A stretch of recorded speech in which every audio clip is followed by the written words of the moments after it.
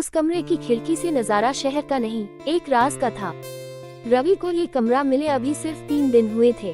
तीसरी मंजिल, पुरानी हवेली, और ठीक सामने एक खुली खिड़की जिसके पर्दे अक्सर आधे खुले रहते थे। सामने वाला कमरा हमेशा थोड़ा रोशन रहता, लेकिन उस रोशनी में जो परछाइयां हिलती वो किसी फिल्म से कम नहीं लगती। पहली रात को ही रवि ने देखा था, लाल रंग की साड़ी में लिपटी एक औरत बड़ी आहिस्ता से आईने के सामने खड़ी थी। उसकी पीठ रवि की तरफ थी, बाल खुले हुए, कमर से नीचे तक लहराते। वो कुछ बुदा रही थी, और फिर उसने साड़ी का पल्लू कंधे से नीचे सरकाया। रवि की सांसें जैसे रुक गईं। उसने फौरन नजरें फेर ली, लेकिन मन वही अटका रहा। कौन थी वो औरत, इतनी देर रात, अकेली, और इतना आत्मविश्वास, जैसे उसे पता हो कि कोई देख रहा है। अगली रात, वही समय, वही खिड़की। रवि का मन कहा, मत देख, लेकिन आंखें कहती रही, बस एक बार और फिर उस रात कुछ नया हुआ। वो औरत इस बार सामने आई। पूरा चेहरा साफ दिखा, हल्का सिंदूर, गीले बाल, सोने की झुमकियां। उसकी आंखें सीधे रवि की खिड़की की तरफ उठी। रवि चौंक गया। क्या उसने देख लिया? क्या वो जानती है कि कोई देख रहा है? लेकिन वो मुस्कुराए, एक ऐसी मुस्कान जो शरीर से ज्यादा रूह को छू जाए। तीसरी रात रवि ने पर्दा थोड़ा सरका कर खड़ा होना शुरू किया। अब वो हर हरकत का इंतजार करता। वो औरत जो अब तक मालकिन के नाम से जानी जाती है, रोज कुछ नया करती।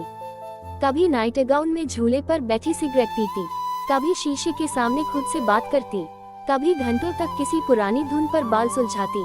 और आज उसने ब्लाउज की गांठ खोली धीरे से, जैसे किसी रस्म को निभा रही हो।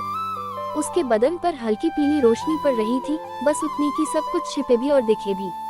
रवि की सांसें तेज थीं, दिल धड़क रहा था। फिर उसने कुछ ऐसा किया जिसकी रवि ने कल्पना भी नहीं की थी।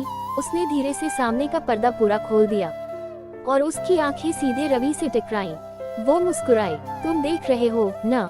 उसकी आंखें पूछ रही थी। रवि पीछे हट गया, लेकिन देर हो चुकी थी।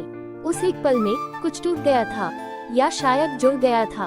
उसने अपने कमरे की बत्ती बुझाई, लेकिन खिड़की से नजरें हटाई नहीं। मालकिन अब उसके सपनों में आने लगी थी, हर बार एक नए रूप में। कभी साड़ी में, कभी पुराने जमाने की पोशाक में, और कभी बिना किसी कपड़े के, सिर्फ आंखों की भाषा बोलती हुई।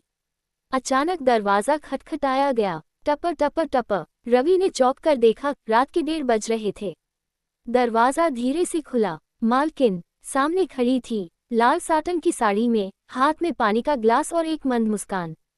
पानी देना था। ऊपर से तुमने आज रोशनी नहीं जलाई, तो सोचा कि तबीयत तो ठीक है ना? रवि की जुबान जैसे सूख गई। उसकी आंखें जमीन पर थी, लेकिन मन अब भी खिड़की पर। सब ठीक है, रवि ने धीरे से कहा। मालकिन ने मुस्कुराकर ग्लास पकड़ाया, और जाते जाते एक हल्की सी बात कह गई, खिड़की से देखना अच्छा लगता है। रवि कुछ बोल नहीं पाया। दरवाजा बंद हुआ, और उस रात रवि ने पहली बार महसूस किया, वो हवेली सिर्फ ईंट पत्थर की नहीं थी, वहां कोई खेल चल रहा था। अगली सुबह रवि की खिड़की पर एक सफेद लिफाफा रखा मिला। उसमें सिर्फ एक लाइन लिखी थी, देखते रहो, लेकिन छूना मत।